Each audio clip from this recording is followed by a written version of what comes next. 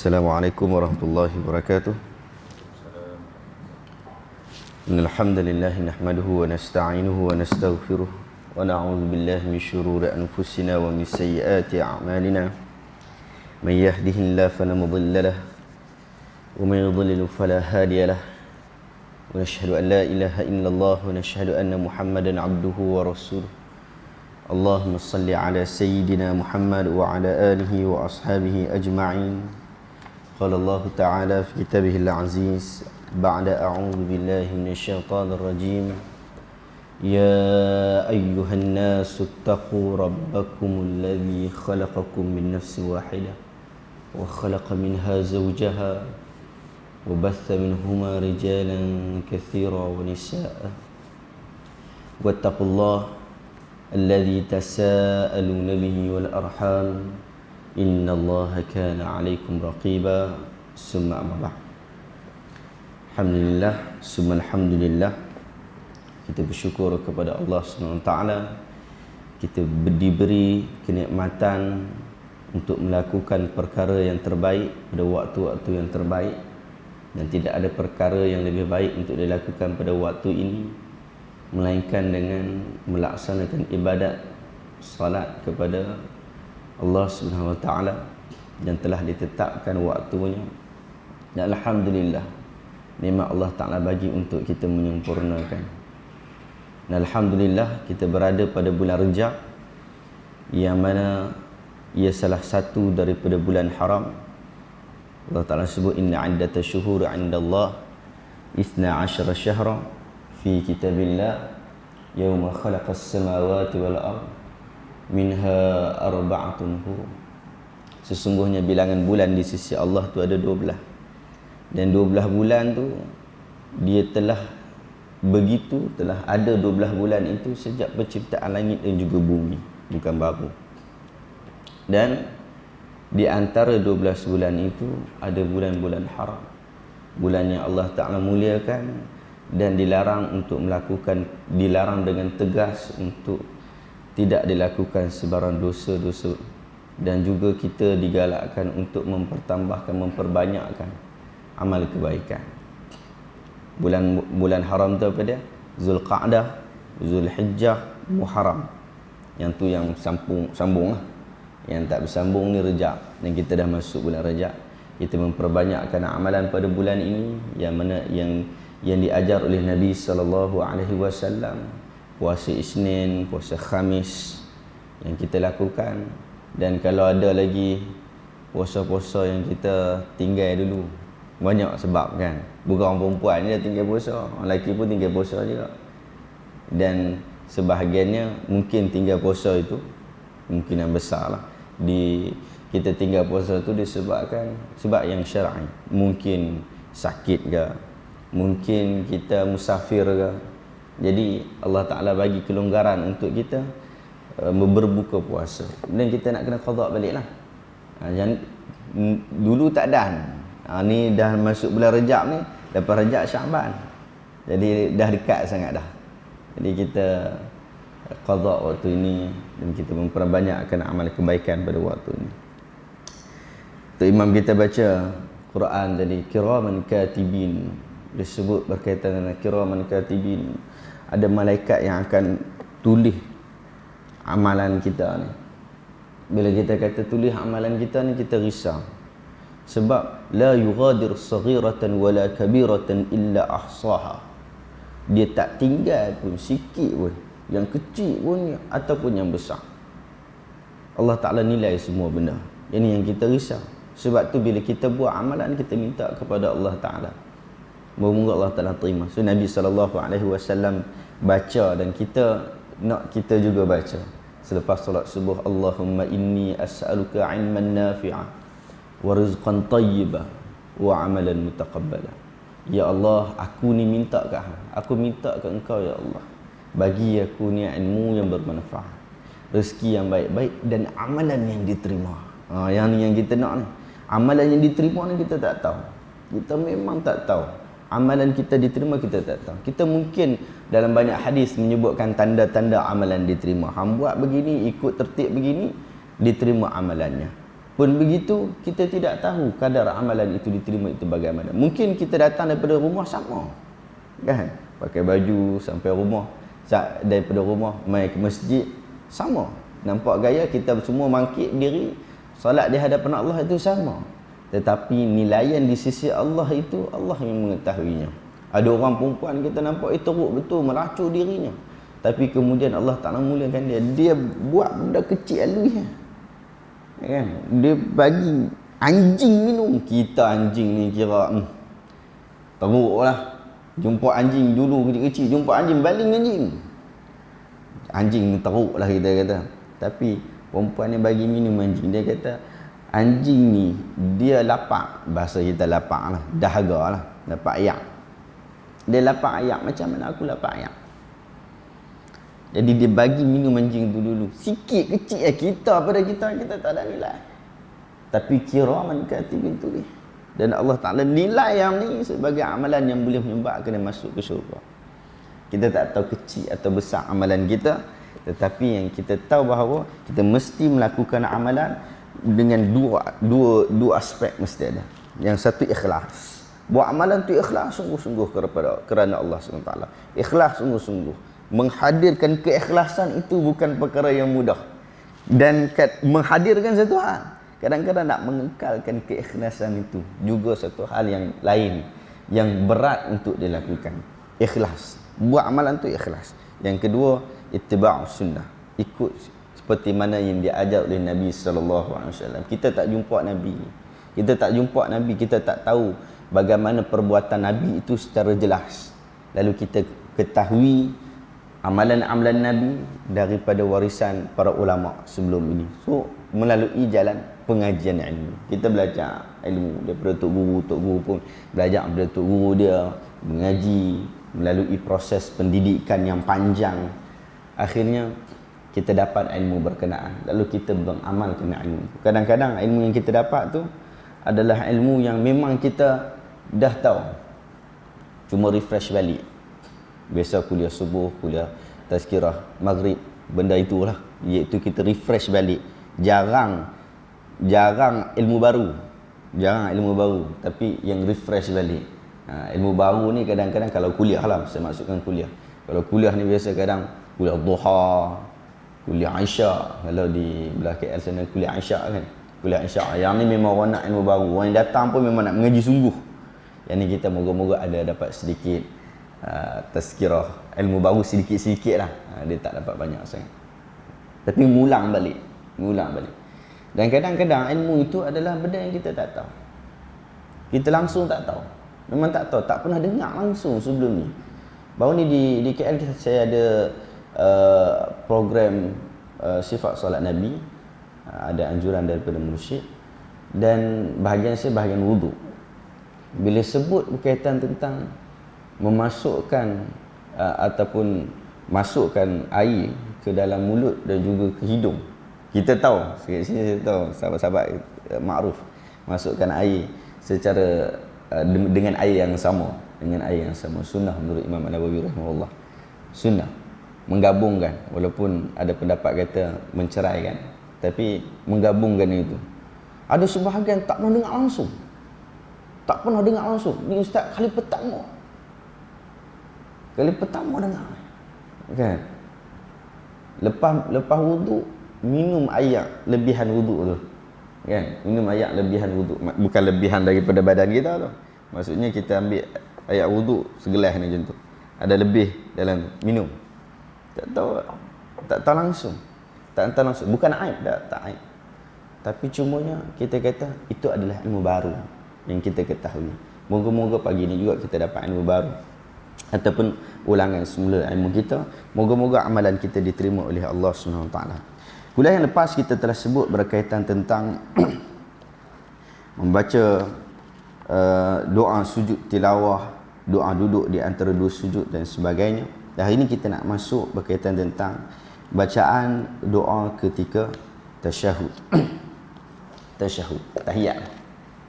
Kita duduk tahiyat tu, bacaan yang tahiyat kita duduk baca tu, adakah bertepatan dengan sunnah Nabi SAW ataupun yang diajarkan oleh Nabi SAW ataupun tidak. Kadang-kadang kita dengar saja, kita dengar daripada orang. Dan begitulah kita mengaji, kan? Kita kecil-kecil dulu, saya kecil-kecil duduk Pulau Ketam, dengar apa dia Tok Imam Masjid Abu Bakar lah ni, Abang Beni tu, apa nama dia? Kami panggil Abang Beni Sampan, dia duduk kayu Sampan. Dia dulu jadi Tok Imam surau Pulau Ketam tu. Dia duduk baca Quran depan, kita duduk ikut belakang. Proses pengajian macam tu. Dia baca Al-Fatihah, kita duduk ikut belakang. Baca Fatihah macam dia baca. Lepas tu waktu senyap, doa iftitah kan senyap kan. Tapi orang sebelah kita dengar bunyi kan, doa iftitah kan. Kita pun ikut macam tu lah. Kita pun tak tahu apa dia baca, tapi dia ikut macam tu. Sebab itu proses pengajian lama. Dulu saya kurang sikit lah, duduk kampung kurang sikit. Sampai pergi ke Johor, umur dah 13 tahun, baru nak reti baca iftitah macam mana, baru nak reti baca apa dia, tahiyat akhir macam mana, kan. Kadang-kadang kita tak fokus lah. Kita tak fokus. Mengaji kat sekolah tu ada, tapi kadang-kadang kurang fokus dan sebagainya. Nabi ajar at-tahiyatu lillah was-salawatu wat-tayyibatu assalamu alayka ayyuhan nabi wa rahmatullahi wa barakatuh. Assalamu alayna wa ala ibadillahi salihin. Ashhadu an la ilaha illallah wa ashhadu anna Muhammadan abduhu wa rasuluh. Tahiyat. Bacaan tahiyat. Ini tahiyat. Yang ni yang sebut tahiyat yang ni. Ini tahiyat. Tahiyat penghormatan. Segala penghormatan kepada Allah. Wassalawatu tayyibat. Juga segala pengagungan dan kebaikan. Semoga kesejahteraan. Assalamu alayka. Assalam ni nama Allah. Assalam ni nama Allah. Assalamu alayka.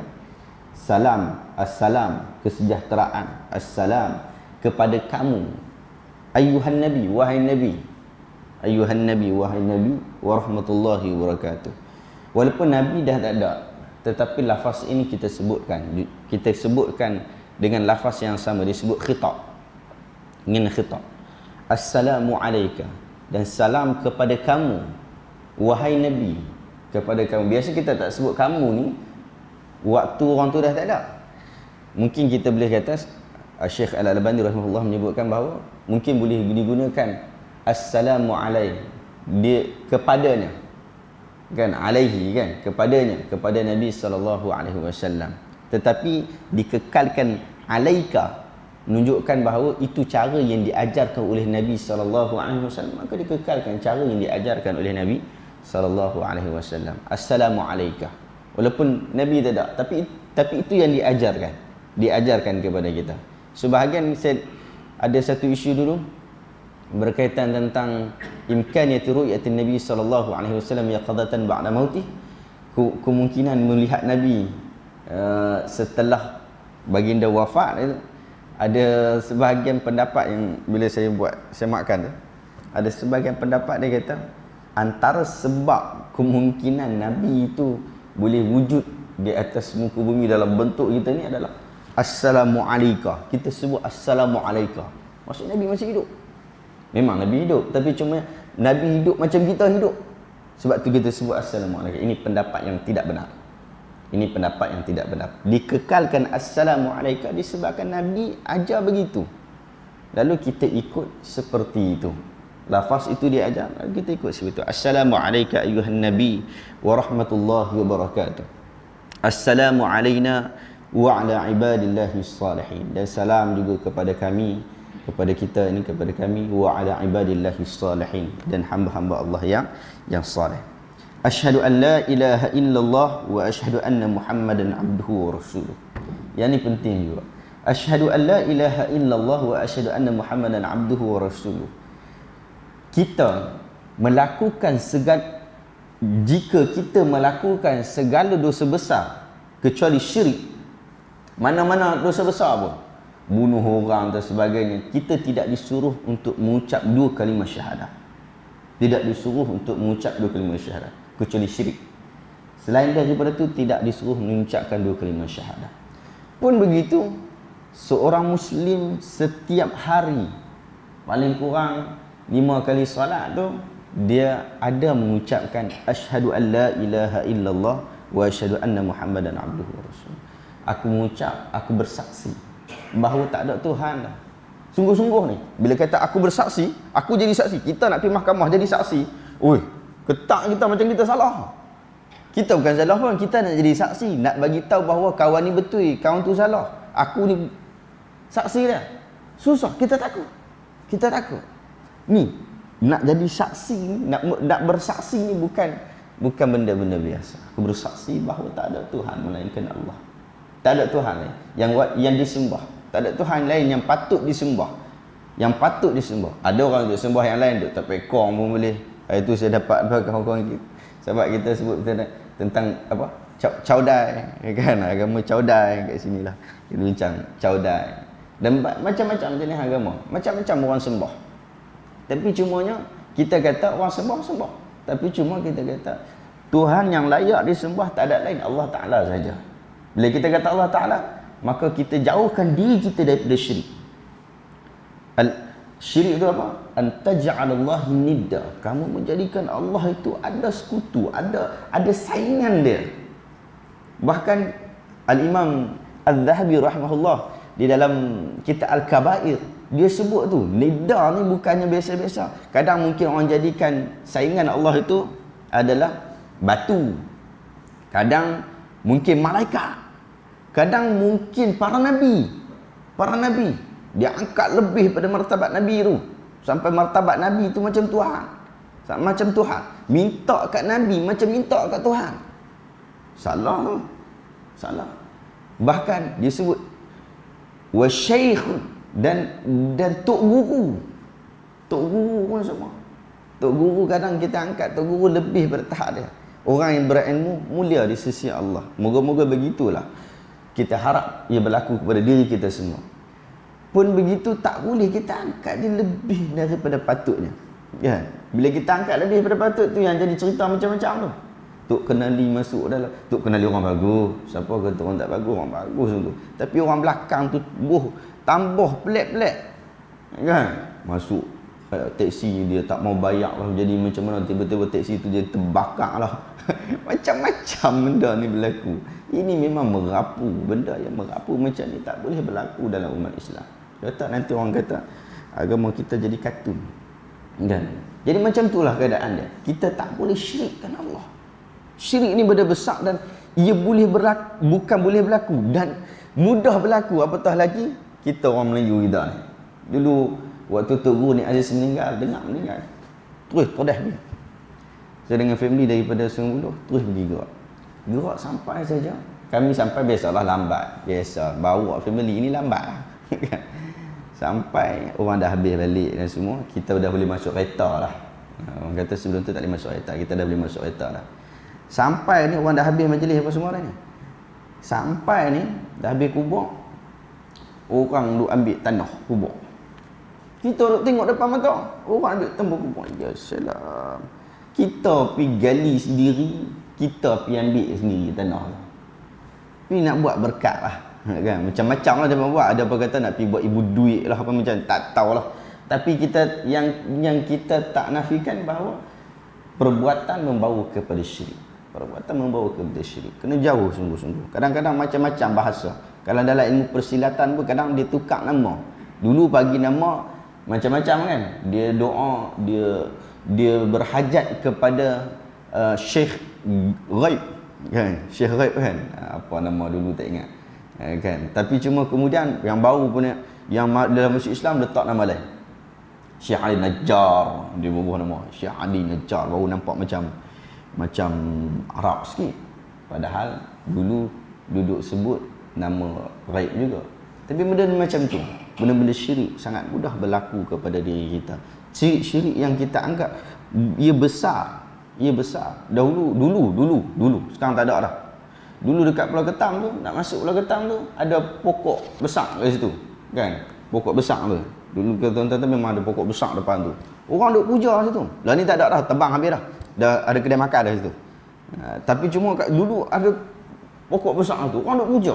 Orang duk pergi cari nombor ekor lah kat situ. Orang kita.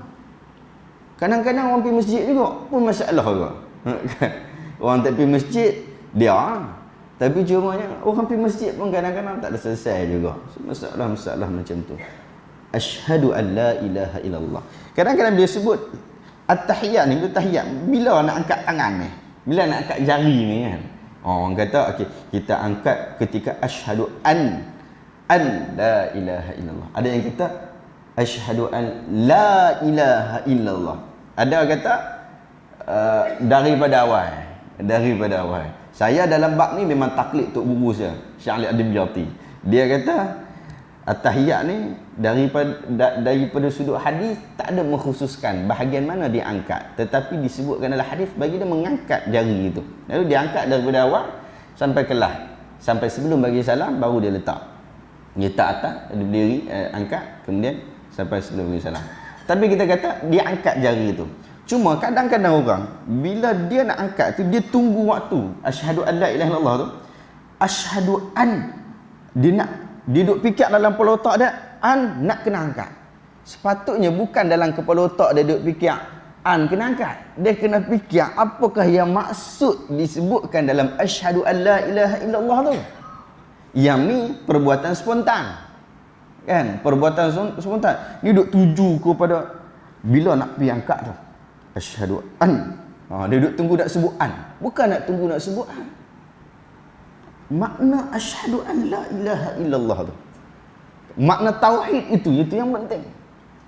Wa anna Muhammadan abduhu wa rasuluh. Setelah kita angkat Allah di tempatnya yang tidak kita angkat orang lain, kemudian kita mengangkat Nabi sallallahu alaihi wasallam pada tempatnya juga, dan aku bersaksi bahawa Muhammad itu adalah hamba Allah dan adalah utusan Allah.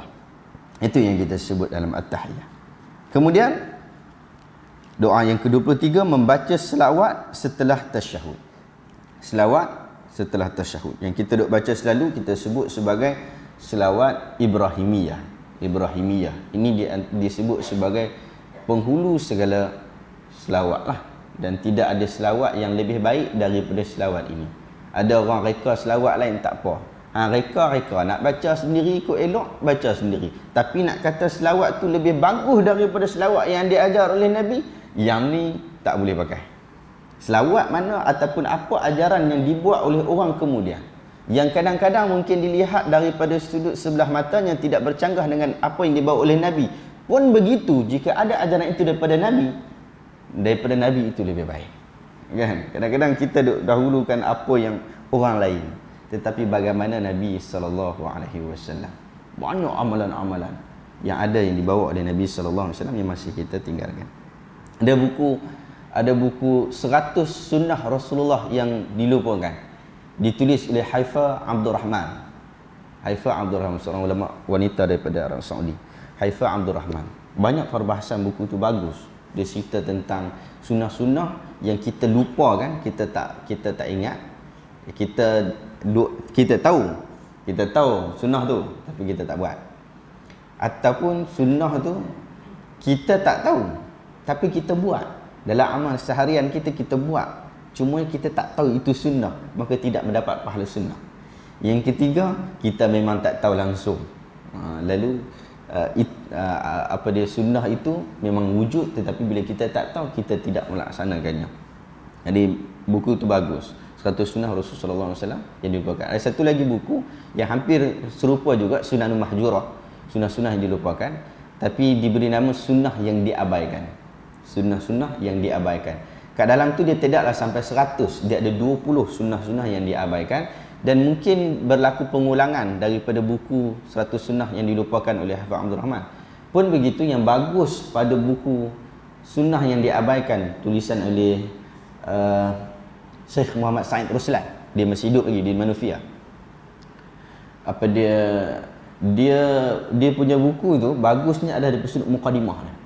Mukadimah bagus. Dia cerita bagaimana sahabat-sahabat Nabi menjaga sunnah Rasulullah dan bagaimana mereka tak mahu daripada ia diabaikan ataupun ia dilupakan. Buku-buku tu baguslah. Kalau buku yang satu tu, yang Haifa Abdul Rahman tu, 100 sunnah tu, yang tu diterbitkan oleh Kemilau Publica. Dan satu lagi diterbitkan oleh Santai Ilmu Publication. Mudah-mudah tuan-tuan mudah bercari. Moga kita dapat ilmu. Kadang ustaz nak sebut dalam kuliah mungkin 1-2 saja, tapi kita nak pergi tambah lagi, kita ambil belakang. Membaca tasyahud membaca selawat selepas tasyahud. Allahumma salli ala Muhammad wa ala ali Muhammad kama sallaita ala Ibrahim wa ala ali Ibrahim innaka Hamidum Majid. Allahumma barik ala Muhammad wa ala ali Muhammad kama barakta ala Ibrahim wa ala ali Ibrahim innaka Hamidum Majid. Ya Allah, Allahumma, ya Allah, selawat ke atas Nabi Muhammad sallallahu alaihi wasallam serta keluarga baginda. Sebahagian ulama dia kata bila disebutkan keluarga baginda, yang dimaksudkan adalah bila disebut secara tunggal, maksud keluarga baginda. Bila maksud ali ni, maksudnya adalah keluarga dia, sahabat-sahabat dia dan siapa yang ikut dia. Yang tu dikira sebagai ali Muhammad. Kama sallaita ala Ibrahim, seperti mana selawat kamu telah memberikan selawat rahmat kepada Nabi Ibrahim serta keluarga Ibrahim. Innaka Hamidun Majid, sesungguhnya engkau maha terpuji lagi maha agung. Disebutkan Nabi Ibrahim dalam hal ini biasanya disebut seperti mana engkau muliakan. Maksudnya biasanya kita faham bahawa orang yang seperti mana itu lebih mulia daripada orang yang nak disepertikan itu, kan? Maksudnya Nabi Muhammad, moga-moga Allah Ta'ala bagi kelebihan, keberkatan kepadanya dan keluarganya seperti mana diberikan kepada Ibrahim dan keluarganya. Maksud kalau tengok dari sudut gambaran asalnya, seolah-olah bahawa Nabi Ibrahim lebih mulia daripada Nabi Muhammad sallallahu alaihi wasallam. Pun begitu para ulama menjelaskan bahawa dalam syarah buku kita ini jelaskan bahawa yang dimaksudkan, kenapa dimaksudkan keluarga Ibrahim itu, kemungkinannya adalah Nabi Muhammad sendiri adalah daripada jalur Nabi Ibrahim. Sebab tu daripada sudut jalur keturunan Nabi Muhammad dia ada 3 bahagian. Satu bahagian yang disepakati, yang kedua bahagian tidak diragui ada kesilapan, itu ada 40 jalur, 40 jenis jalur. Dan yang ketiga adalah tidak diragui mempunyai pembohongan ataupun kesilapan yang nyata. Yang bahagian yang pertama adalah daripada Nabi Muhammad sampai kepada Adnan. Daripada Nabi Muhammad sampai ke Adnan, yang tu disepakati. Daripada Adnan sampai ke Ibrahim, yang ni tidak diragui ada kesilapan. Sebab sekurang-kurangnya Syekh Safi Rahman Barakpuri di dalam Rahiqul Makhtum dia kata sekurang-kurang ada 40 jalur. 40 jalur. Daripada Ibrahim kepada Adam, yang ni tidak diragui ada pembohongan. Nampak tak? Ini keturunan Nabi, jalur keturunan Nabi. Pun begitu, kita ni pula aku keturunan Nabi, sungguh. Sedangkan perawi kita tu tak tahu je nah. Shadiqul Masduq pun ada, yang Kadzibul Makdzub pun ada, kan? Jadi begitu keadaan dia. Jadi sebagai kata, itu sebabnya kita memuliakan Nabi Ibrahim di dalam Islam. Begitu inilah lafaz yang digunakan oleh Nabi sallallahu alaihi wasallam. Sebagian kata kita boleh letakkan sayyid depan waktu selawat tu, kan. Waktu selawat tu kita sebut Allahumma salli ala sayyidina Muhammad. Allahumma salli ala sayyidina Muhammad. Pun begitu, ya, ini tidak pelik di dalam perbincangan di dalam mazhab Asy-Syafi'i rahimahullah. Bahkan Syekh At-Tarifi rahimahullah hafizahullah, dia pun sebut di dalam kitab sifat salat Nabi, dia kata pusing macam mana pun memang ada dalam mazhab Asy-Syafi'i, iaitu penyebutan Sayyidina, iaitu keharusan untuk letak Sayyidina Muhammad itu. Pun begitu, dia kata mengekalkan lafaz seperti mana yang dikekalkan di dalam hadis itu lebih utama, iaitu kita kekal Allahumma salli ala Muhammad. Ini tak ada isu nak kita tak letak Sayyidina Muhammad tanda kita tak beradab dengan Nabi, tak ada isu. Dia tak ada isu sebab kita mengekalkan apa yang disebutkan sahaja. Seperti kita azan. Kita azan sebut Allah berallahu asyhadu an la ilaha illallah asyhadu anna Muhammad sayyidina Muhammad. Kita tambah sayyidina. Kita tak tambah sayyidina kan? Kita tak tambah sayyidina itu betul. Kalau kita tambah sayyidina itu yang jadi masalah. Sebab tu kita kata kekalkan apa yang disebutkan. Itu adalah lebih baik. Kadang-kadang ada perbezaan pendapat para ulama. Kalau boleh kita cari jalan keluar, disebut khuruj minal khilaf, kita ambil yang jalan keluar tu. Kadang-kadang bukan sebab kita. Kan? Kadang-kadang bukan macam contoh apa dia isbal kan, dalam bab isbal. Apa dia kain tu lebih daripada buku lali kan, macam tu kan. Sebab dalam hadis kata sampai tengah betih lah apa kan, naik atas daripada buku lali. Kita ambil pendapat kata bawah buku lali pun tak apa, yang penting tak sombong, tak riak, pakai itu sesuai pada waktu itu. Kita ambil pendapat tu. Tapi kawan-kawan kita main masjid, bukan pergi pejabat. Kita main masjid. Kawan-kawan kita memang ambil pendapat tak boleh. Haram ni. Kan? Tak boleh lebih daripada tu. Haram. Berdosa besar. Dia kata macam tu. Jadi kita pun dalam keadaan kita boleh khuruj minal khilaf dalam bab tu. Kita pun pakai seperti mana dia pakai. Itu tak ada masalah. Sebab bila ada khilaf tu, kalau boleh cari keluar, kita cari jalan keluar. Kalau tak boleh cari jalan keluar, kita ambil pendapat yang kita tahu daripada guru yang betul. Jadi Allahumma salli ala Muhammad wa ala ali Muhammad kama sallaita ala Ibrahim wa ala ali Ibrahim innaka Hamidum Majid. Demikian doa setelah tasyahud akhir sebelum bagi salam. Doa setelah tasyahud akhir sebelum bagi salam. Kita selalu tengok ada orang buat. Wallahu ta'ala dengan sedikit ilmu saya ni, saya tak tahu dasar kebanyakan orang lakukan selepas daripada salam, Assalamualaikum warahmatullahi, kemudian dia baca doa.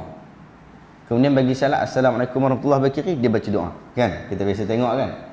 Melainkan dasarnya adalah daripada hadis yang kata selepas min duburi minas salah kan, daripada hujung salat tu dia membaca doa. Doa nanti kita akan sebut doa-doanya. Dia baca doa. Dia kata lepas salat, maksud lepas salat baca Assalamualaikum. Maksudnya bagi Assalamualaikum baru baca doa. Belah kanan bagi salam kepada siapa? Malaikat. Belah kiri malaikat ke syaitan? Saya tak tahu. Tapi cuma begitulah keadaan kan. Orang duk buat kan. Tapi yang lebih tepat amalannya adalah lepas kita baca lepas doa selawat Ibrahimiyah tu, yang itulah kita baca doa. Yang tu kita, bukan satu doa. Kita akan tengok banyak doa Nabi rupanya. Bukan satu doa saja. Banyak doa-doa Nabi yang dibaca pada selepas daripada at-tahiyat ataupun daripada selawat Ibrahimiyah tadi. Jadi kita melazimi dengan baca doa seperti itu. Kadang-kadang doa ni tak ada dalam rekod ni, tak ada. Tapi kita teringin dah doa-doa yang lain. Boleh tak? Boleh kita doa-doa yang lain. Anak kita sakit, minta Allah Ta'ala sembuhkan anak kita. Boleh tak? Boleh. Tapi nak khuruj minal khilaf, nak keluar pada khilaf juga. Kan? Sebab nak baca doa dalam bahasa Melayu, kita reti Melayu, Arab tak reti. Tapi nak khuruj minal khilaf juga. Sebab sebahagian pendapat dalam mazhab Syafi'i kan kata tak boleh. Mesti dalam bahasa Arab juga. Dan kita tak boleh, kita nak kena keluar pada khilaf juga. Buka Google kan dah ada. Kan? Buka Google. Google ni dia boleh bagi bahasa tu sama. Cuma lenggok tak ada. Lenggok memang merapu. Kan? Jadi boleh, kalau boleh kita buat begitu, kita buat begitu. Tapi kalau tak boleh, kita memang nak waktu tu juga. Memang nak bersungguh waktu tu juga. Dan nak buat apa? Maka ada pendapat yang membenarkan, yang mengharuskan, maka kita lakukan. Doa setelah tasyahud akhir sebelum bagi salam. Allahumma inni a'udzubika min adzabil qabr wa min adzabi jahannam wa min fitnatil mahya wal mamat wa min syarri fitnatil masiihid dajjal. Yang kita selalu baca kan? Harap-harap kita baca lagi. Allahumma inni, ya Allah, aku ni. Ininya senang, aku ni. Allahumma inni a'udzubika, aku minta engkau lindung aku. a'udzubika min azabil qabr, daripada azab kubur.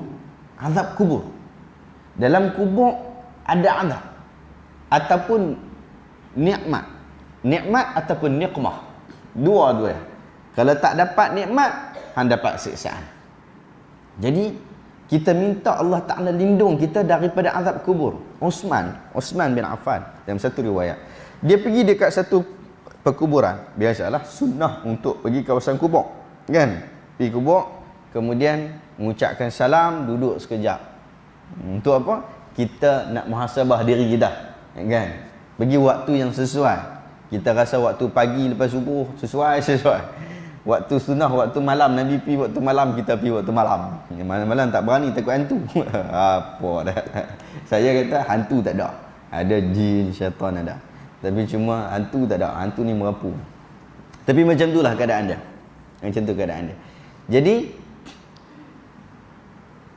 Osman pergi ke kawasan perkuburan. Orang tengok Osman menangis sampai basah janggut.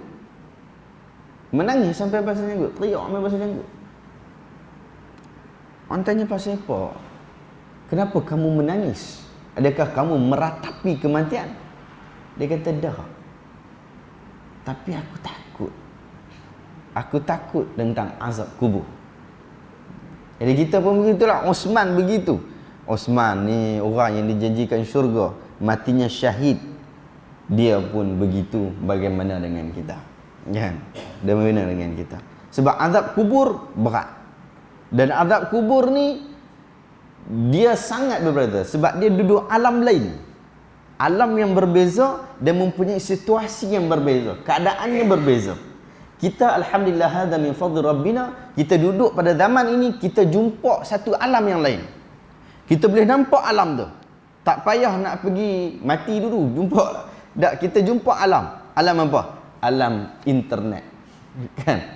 Alam internet ni pun alam yang lain. Nak masuk alam tu nak kena buka handphone. Siapa yang tak buka handphone, dia tak jumpa alam ni.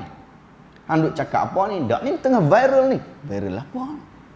Orang tak tahu. Dia kena buka satu device, masuk, baru nampak.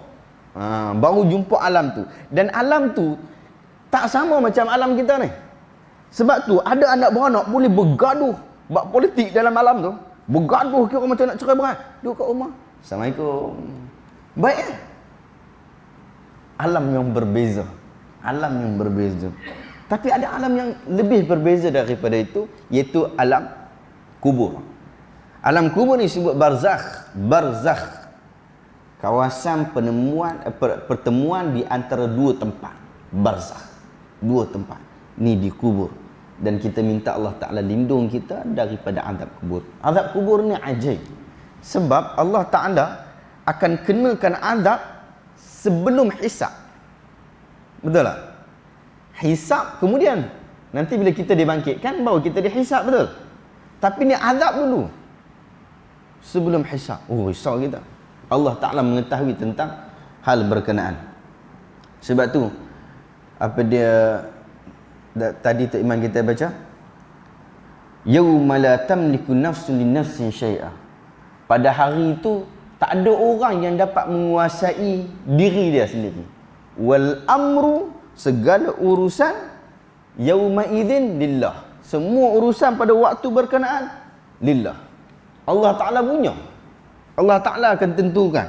Dengan kehebatannya, dengan keadilannya, dia menentukan. Itu alam yang berbeza. Alam ni kita tak hadapi lagi tau. Kita tak hadapi lagi.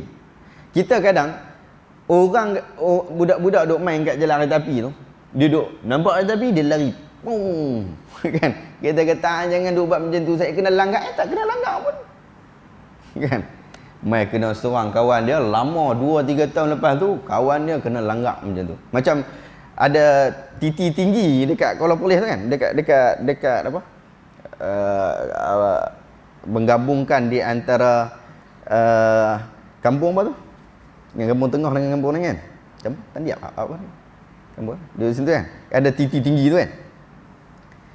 Titi tinggi tu dulu waktu saya kecil-kecil dulu dengan kawan-kawan suka duduk kat belah atas tu, titi kayu dulu lah kan, lah ni simen elok lah. Titi tu tonton daripada atas turun bawah. Bot-bot tak lalu, kita terjun terus turun bawah. Ayat banyak apa tu, terjun turun bawah. Kita kata, tak ada apa pun, kan jadi apa pun. Kan? Tak ada orang mati pun. Tak lama lepas kita sebut yang tu, orang duk marah kita pun sebut yang tu. Tak lama lepas tu, kawan kita seorang tu, dia lompat, turun, dia terbenam bawah, tak naik dah. Tak naik dah. Orang panggil bomba semua, angkat penuh selut dalam. Baru kena. Kita sebut sebab kita tak rasa. Kita tak sampai. Tapi bila kita sampai, baru kita tahu. Dan sampai itu sama ada sampai dalam keadaan nikmat ataupun nikmah. Lepas tu kita risau. Kita tak sampai kepada alam itu. Dan kita percaya kepada Allah Ta'ala bulat-bulat. Kita percaya apa yang dibawa oleh Nabi bulat-bulat. Dia ada benda yang kita sebut, kita percaya kena pakai otak lah. Betul tak? Maksudnya kita kena fikir juga. Macam contoh, hukum-hukum dalam agama. Kan, hukum-hukum apa dia makan, minum itu kena pakai kepala otak lah. Tapi ada yang memang kita tak ada begitu. Kita memang kena percaya sungguh-sungguh, bulat-bulat. Yang ni disebut as-sam'iyah. Benda ghaib. Azab kubur. Kita percaya bulat-bulat. Tak boleh kita, tak ada apa, tunggulah lagi sampai waktu tu baru aku nak kira percaya ke tak percaya. Bila dah kena, tak boleh nak buat apa. Dia tak boleh nak tarik balik. Dia tak boleh nak tarik balik. Macam mana? Telajak perahu boleh diundur, telajak penumbuk lebam. Kan? Telajak penumbuk tak boleh tarik balik dah, memang lebamnya. Macam itulah keadaan dia. Jadi kita minta Allah Ta'ala lindung kita daripada azab kubur. Allahumma inni a'udzubika min adzabil qabr. Wa min azabi jahannam, azab kubur, kemudian azab jahannam, azab neraka. Minta Allah Ta'ala lindung kita daripada api neraka tu. Azab kubur dulu, kemudian azab api neraka. Kita minta Allah Ta'ala lindung kita daripada hal berkenaan. Wa min fitnatil mahya, dan juga segala fitnah-fitnah yang berlaku di atas muka bumi ni. Dosa-dosa yang ada, masalah-masalah yang ada sehingga menyebabkan kita terkeluar daripada landasan ajaran Nabi sallallahu alaihi wasallam, itu masuk fitnatul mahya. Dalam hidup ni orang minta Allah Ta'ala lindung kita. Ada sebahagian daripada manusia yang kita kenal, yang kita tahu ia berlaku dalam hidup kita. Dahulu Allah kita panggil tok lebay kan. Kalau pakai purdah tu tak main pakai purdah biasa, tak nampak muka langsung. Kan? Tak nampak muka langsung. Tapi bila hujung-hujung hidup dia, hujung-hujung hidup dia, ya Allah, yang tak tutup langsung tu, dia buka habis. Yang kata Tok Lebay tu, dulu muda-muda pergi masjid sungguh ni, keluar 40 hari, 3 hari, 40 hari, dia tambah lagi.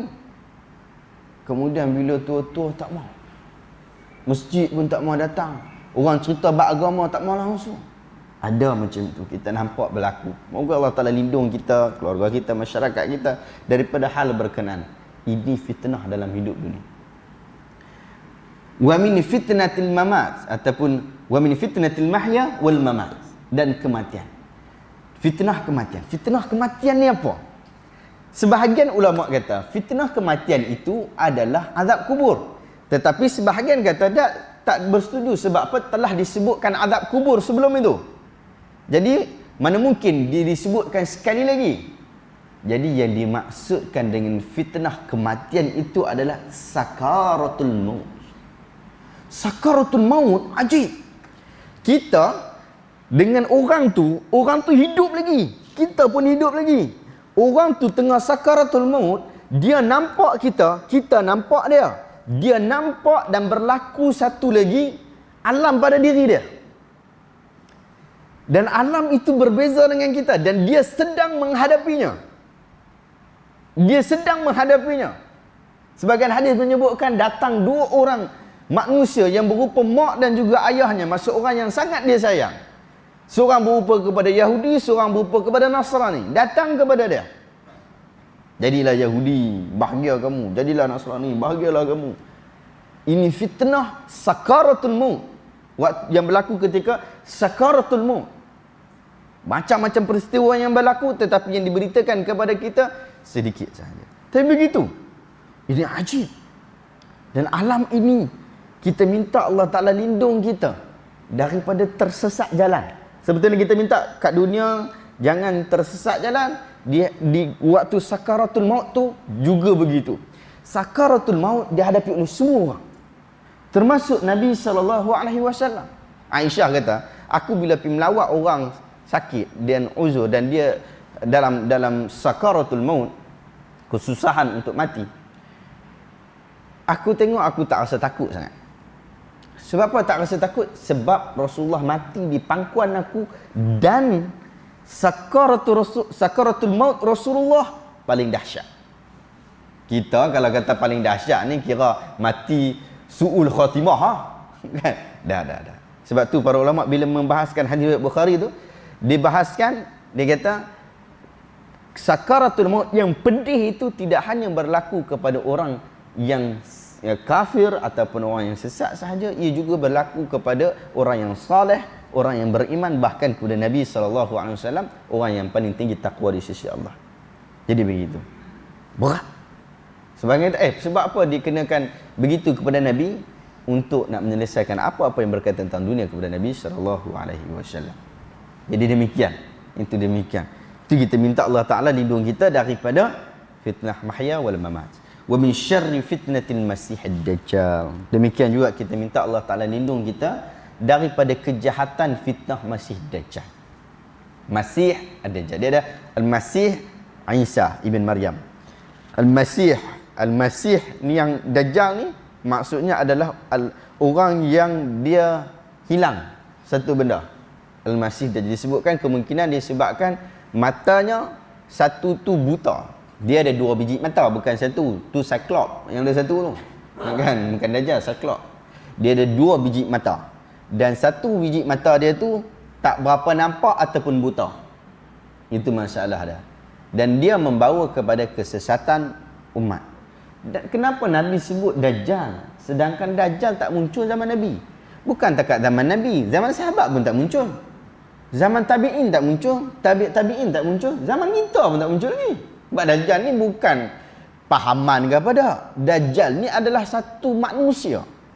Sebab tu sahabat-sahabat Nabi bila tengok ada orang lelaki tu yang duk mimpi, dia duk kata asap lah, duk kutuk Nabi, selalu orang kata kemungkinan dia ni Dajjal lah. Kan? Orang kata dah. Sebab orang faham bahawa Dajjal adalah manusia. Dajjal adalah manusia. Dia tak hidup lagi. Tak ada lagi Dajjal tu kat muka bumi. Hari ni pun tak ada lagi. Tak ada lagi Dajjal. Macam mana? Kenapa Nabi sebut juga? Nabi sebut begitu dan disebutkan doa itu supaya kita sentiasa menyebutkannya, kerana supaya kita tahu tentang kesusahan ataupun bahayanya Dajjal itu. Diteguhkan sampai kepada orang yang kemudiannya akan bertemu dengan Dajjal nanti. Begitu. Moga Allah Ta'ala lindung kita daripada fitnah Masih Dajjal. Minta Allah Ta'ala lindung. Sebab bila dia datang akan jadi, dia ada sungai Dajlah. Dajjal. Sebab apa? Dia menutup tanah dengan air. Itu disebut Dajlah. Jadi macam tu jugalah Dajjal. Bila dia datang, dia akan menutup kebenaran dengan kesesatan. Dan kesesatan tu nampak okey. Kan? Nampak tak ada masalah. Orang buat salah tu, okey, tak ada masalah. Kan? Orang buat betul pula, nampak pelik. Minta Allah Ta'ala lindung kita daripada hal berkenaan. Itu sebahagian daripada doa zikir yang kita baca selepas daripada baca tasyahud akhir. Dan insya-Allah ada banyak lagi doa-doa yang kita boleh baca selepas daripada tasyahud akhir. Insya-Allah kita akan perkongsian pada bulan berikutnya insya-Allah. Tuan-tuan ada nak tambah sikit tak? Nak tambah apa-apa? Tak ada lah. Semoga Allah Ta'ala beri keberkatan kepada kita. Allah Ta'ala jadikan kita orang soleh. Allah Ta'ala ampunkan segala dosa-dosa kita. Dan Allah Ta'ala memakbulkan doa kita. Dan begitulah. Moga-moga ada doa yang makbul. Ya Allah Ta'ala makbulkan sepanjang kuliah kita hari ini. Dan moga-moga Allah Ta'ala ampunkan segala dosa kita. Allah Ta'ala tarik kesusahan, keperitan, kepayahan, rasa berat atas ujian Allah. Allah Ta'ala tarik daripada di hati kita ini. Dan Allah Ta'ala ganti dengan ketenangan, rasa redha, rasa cukup dengan apa yang Allah Ta'ala berikan. Dan akhirnya kita termasuk dalam kalangan orang-orang yang saleh. Masyarakat kita, masyarakat yang saleh. Kita doakan mak dan ayah kita, orang yang diampunkan dosa oleh Allah Subhanahu Wa Taala, dimasukkan ke dalam syurga, dan kita semua juga hidup dalam keadaan iman, mati dalam keadaan iman, berkumpul di hadapan Allah nanti bersama dengan kumpulan orang-orang yang beriman, dan akhirnya kita bersama-sama dalam syurga yang kita idam-idamkan. Wassallallahu ala sayyidina Muhammad wa ala alihi wa sahbihi ajma'in. Assalamualaikum warahmatullahi wabarakatuh.